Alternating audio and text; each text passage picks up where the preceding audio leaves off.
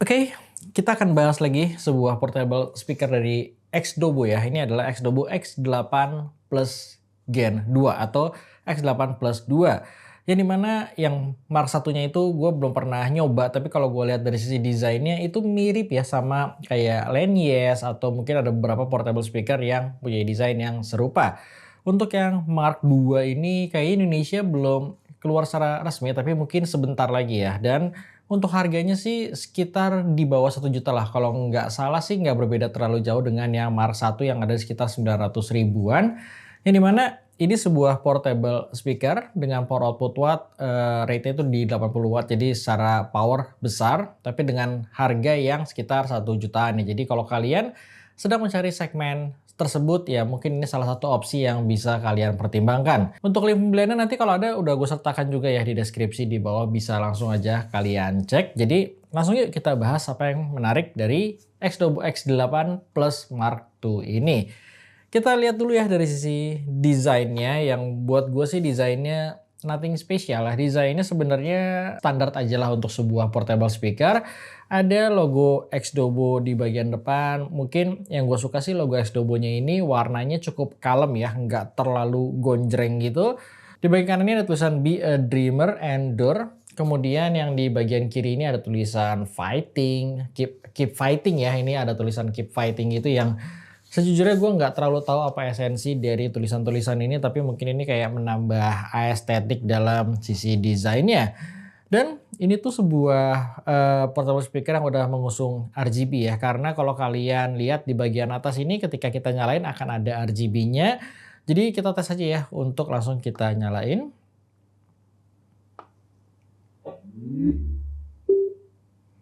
Notifikasinya simpel, yang gue suka sih gak ada voice prompt yang biasanya lumayan mengganggu ya. Sebenarnya sih kalau untuk dari sisi RGB-nya ini termasuk cukup smooth ya, RGB-nya tuh halus gitu, tapi memang untuk RGB itu balik ke selera ya. Tapi di atas ini juga ada tombol untuk pergantian RGB-nya ya. Kalau kalian mau ganti-ganti modenya tuh sekitar 6 mode yang berbeda. Dan ya kalau kalian nggak suka, kalian bisa nonaktifkan seperti ini, lebih menghemat baterai juga. Dan tombol-tombol yang lain juga ada di bagian atas ya. Ada untuk equalizer, di sini ada 3 jenis preset equalizer. Yang gue suka sih kalau kalian ngeset di preset yang equalizer pertama atau yang kedua, ketika kalian matiin kalian nyalain, dia akan otomatis nge-save di preset yang terakhir kalian gunakan ya, nggak balik ke preset misalkan preset default gitu. Jadi ini cukup membantu lah buat kalian yang biasanya suka dengan preset-preset tertentu. Kemudian di bagian atas powernya ini juga ada 4 buah LED ini untuk baterai indikator di speaker ini. Ada tombol M ini untuk pergantian mode dan juga ada volume control dan play dan pause ya. Jadi secara tombol mirip lah sama Xdobo yang lain. Di sisi bagian belakang ini ada flap karet yang ketika kita lihat untuk di balik flap karetnya ini inputnya lumayan lengkap ya, khas speaker Xdobo yang lain juga dia mempunyai input yang terbilang cukup memadai lah, mulai dari auxiliary, ada USB untuk flash disk gitu, kemudian ada micro SD card dan untuk charging portnya menggunakan Type-C. Untuk sebuah speaker yang size-nya cukup besar, dia disediakan kayak strap buat kalian bawa-bawa seperti ini. Sebenarnya ini masih cukup proper buat kalian bawa tangan seperti ini ya, kalau kalian pengen berpergian, tapi memang kalau dari sisi berat ya ini bukan speaker yang enteng. Mungkin sekitar 2-3 kiloan kali ya untuk beratnya. Jadi ya itu buat pertimbangan aja ke kalian kalau memang kalian orang yang suka bawa-bawa speaker. Selebihnya sih kalau kita ngomongin dari sisi build quality-nya ini cukup rigid ya, solid lah bisa gue bilang, dan ya gue gak ada masalah sih dari sisi build quality-nya. Untuk harga yang ditawarkan terbilang bagus. Jadi kita masuk ke bagian speknya ya, yang dimana sebenarnya speknya seperti yang udah gue mention di awal, power outputnya ini ada di 80 watt. Sebuah power output yang terbilang besar untuk size yang dimiliki, dan kemudian untuk playtime, untuk baterai sendiri, dia diklaim bisa bertahan hingga 6 jam. Kemudian selanjutnya untuk Bluetooth versionnya dia menggunakan Bluetooth versi 5.3 dengan IP ratingnya itu dilengkapi dengan sertifikasi IPX6, yang berarti ini sebenarnya udah tahan cipratan air dengan dia belum fully waterproof ya. Jadi sebenarnya kalau kalian pakai berenang ini sayangnya masih belum bisa, tapi kalau cuma terkena kayak air hujan atau cipratan air yang cukup kenceng ya ini sebenarnya masih cukup aman, nggak ada masalah sama sekali. Tapi sayangnya memang IPX6 itu belum dust proof ya. Jadi memang secara protection ini bukanlah yang terbaik lah di kelasnya. Dan yang terakhir mungkin yang bisa gua mention di sini, dia ada built-in microphone untuk menerima panggilan telepon ya. Untuk kualitasnya ya kita langsung tes aja ya untuk built-in microphone dari X8 Mark II ini. Kita coba record dari sini dan oke, sekarang gue lagi ngetes mengenai kualitas built-in microphone dari X8 Plus di bawah ini ya. Untuk jarak dari gue ke speaker sekitar mungkin 30 cm dan kualitas mikrofonnya seperti ini. Jadi ini lumayan membantu lah kalau kalian pengen mengangkat panggilan telepon tapi tanpa pengen matiin untuk Bluetooth-nya ketika kalian sedang mendengarkan musik. Jadi seperti ini aja ya untuk mikrofon sampel dari X8 Plus Mark II ini. Fitur-fitur lainnya seperti konfigurasi drivernya gue nggak tahu pasti, tapi ini diklaim memiliki 360 derajat untuk suaranya, tapi untuk pengalaman gue pribadi di bagian depan ini berasa lebih clear ya. Jadi kayak Twitter itu berasa di bagian depan dan untuk di bagian belakangnya ini agak sedikit terlalu mendem. Jadi untuk sebuah speaker 360 derajat, gue rasa ini bukan sebuah speaker yang proper banget diklaim sebagai speaker 360 derajat, lebih ke area depan yang cukup dominan dengan belakang yang masih ada suara sedikit lah dibandingkan yang langsung straight forward ke kalian. Kemudian di sini juga ada fitur TWS. Jadi kalau kalian punya dua buah speaker ini, kalian bisa memfungsikan atau mempairing menjadi stereo speaker.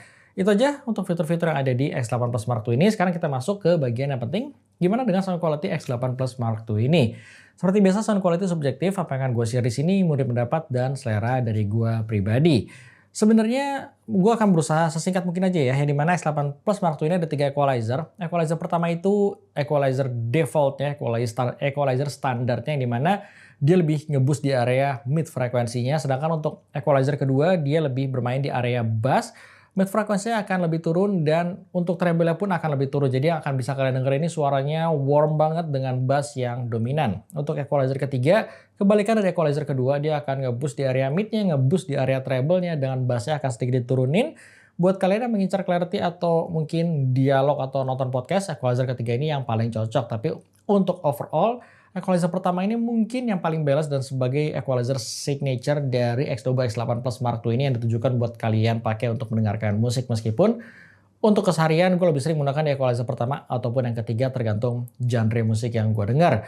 Secara garis besar ini lebih ke mid-centric. Vokal itu berasa di boost, kolorasinya akan berasa banget ya. Jadi untuk sisi vokalnya terus terang ini karakter yang bukan selera gue. Gue suka vokal yang maju, tapi gue nggak suka vokal yang sampai berubah dari sisi suaranya, dan itu terjadi di X8 Plus Mark II ini. Bisa gue bilang sih, ini agak mirip sama Elegance 1980 yang kemarin gue review, tapi bedanya Elegance itu kan speaker karaoke. Jadi ketika kalian pakai untuk karaokean, surprisingly suara vokal kalian tuh normal-normal aja gitu. Tapi ketika kalian pakai hanya untuk mendengarkan lagu, suara vokal di lagu-lagu itu yang kalian dengar itu akan berasa kolorasinya, dan itu terjadi di X8 Plus Mark II ini. Untuk lagu-lagu yang biasa gue denger, gue merasa vokalnya akan berasa sedikit bindeng karena mid frekuensi yang di boost tersebut, dan gak sampai di situ aja, untuk upper midnya pun dia berasa cukup agresif, sehingga untuk pendengaran dalam jangka panjang, terutama untuk volume di atas 40%, gue udah merasa nggak nyaman ya. Jadi memang akan bisa bikin kuping telinga itu lebih cepat capek aja untuk pendengaran dalam jangka panjang. Treble-nya buat gue sih sebenarnya nggak ada masalah, treble-nya cukup clear, nggak berasa yang agresif atau tajam, tapi memang karena vokal yang di boost, treble ini akan berasa kayak kalah sama suara vokalnya. Bassnya terbilang cukup banget ya, karena kalian lihat nih sisi size ini nggak terlalu besar dan dia mempunyai ketebalan juga yang nggak terlalu tebal. Jadi secara size ini bassnya sih udah sesuai ekspektasi gue. Gue bisa mendengarkan bass yang cukup deep. Dia karakter bassnya itu lebih bermain di sub bass ya, tapi untuk mid bassnya kalau kalian compare dengan Elite XL2S, Elite XL2S itu lebih berasa deknya gitu, sedangkan di sini karakter bass yang lebih dem gitu, yang lebih ke area sub bassnya. Keduanya nggak ada yang salah, suara bassnya sama-sama oke, hanya berbeda karakter aja. Tapi yang jelas kalau ngomongin bassnya, gue ngerasa sih ini udah puas-puas aja dan cukup-cukup aja buat gue pribadi. Kemudian selanjutnya untuk volume controlnya, di sini sayangnya masih membawa kelemahan yang sama seperti di Elegance 1980, di mana ketika kalian naikin dari 10% ke 20% kayak satu klik gitu tuh kayak peningkatannya signifikan banget gitu ya. Jadi kayak nggak smooth aja, dan gue susah mendapatkan volume yang gue inginkan dari speaker ini, terutama untuk di indoor ya. Karena dari 10% ke 20% tuh lompatnya lumayan jauh, dari 20% ke 30% lompatnya lumayan jauh. Jadi ya kurang nyaman aja lah untuk setiap gain di volume controlnya yang ada di X8 Plus Mark II ini. Dan juga di sini sayang banget yang gue temuin itu dia nggak stabil dari sisi gainnya untuk volume rendah ya. Jadi ketika kalian pakai untuk volume 30%, itu kayak ada suaranya tuh kayak naik turun gitu untuk volumenya. Terutama kalau ketika ada bass dia kayak agak turun dikit terus kemudian naik lagi. Jadi membuat gue agak nggak nyaman juga ya mendengarkan speaker ini di volume rendah. Untuk volume sedang kayak 50% itu nggak terjadi, dan umumnya sebenarnya karakter gain yang agak naik turun ini biasanya gue temuin tuh ketika di volume 100% di beberapa portable speaker. Ada beberapa speaker yang sedikit naik turun volume gainnya itu menghindari supaya bassnya itu nggak distorsi ya. Tapi anehnya di sini di volume rendah malah terjadi gain yang nggak stabil tersebut ya. Jadi itu yang harus gue mention karena memang ini salah satu kekurangan yang gue rasakan yang nggak terjadi di Elegance 1950 yang kemarin gue coba. Dan sekarang kita masuk ke kesimpulannya gimana. Kalau buat gua atau kalau kalian tanya ke gua, ini speaker dari sisi price performance-nya gimana ya? Gua bilang sih sebenarnya ini speaker yang mungkin bisa cocok kalau kalian hanya membutuhkan speaker yang suaranya kencang, pengen kalian pakai outdoor dengan size yang nggak terlalu besar, membawa desain yang lebih refresh dibandingkan generasi pertama, ada RGB-nya dan juga secara overall build quality-nya pun terbilang oke, bagus buat harga yang dimiliki. Ya kalian bisa mempertimbangkan speaker ini. Tapi kalau dari sisi sound quality-nya terus terang ini bukan selera gue. Jadi gue nggak bisa bilang nih sound quality-nya di atas rata-rata atau bahkan proper ya. Karena memang kalau kalian tanya ke gue dibandingkan Elite XL2, gue lebih suka di Elite XL2 untuk sound quality-nya dibandingkan X8 Plus Mark II ini. Jadi sebenarnya kalau misalkan kalian nanti coba dengar di bagian sound sample, kalian bisa lebih memutuskan mana yang kira-kira lebih cocok untuk selera kalian. Karena sekali lagi untuk sound quality itu subjektif, jadi benar-benar pure selera. Tapi memang kebetulan X8 Plus Mark II ini nggak cocok aja buat selera gue pribadi dari sisi sound quality-nya. Itu aja paling yang bisa gue share mengenai X8 Plus Mark II ini. Sekali lagi kalau kalian berminat mungkin kalian bisa cek ya untuk link pembeliannya. Dan kalau udah ada di local store juga akan gue cantumin link pembeliannya. Dan ya sekarang akan gue puterin sedikit sound sample dari X8 Plus Mark II ini versus Elite XL2S. Thank you karena nonton dan sampai ketemu di review gue selanjutnya. Oke, sekarang kita langsung tes aja ya. Kita nyalain dan kita pertama tes dulu untuk ketiga equalizer dari X8 Plus 2 ini. Kita coba.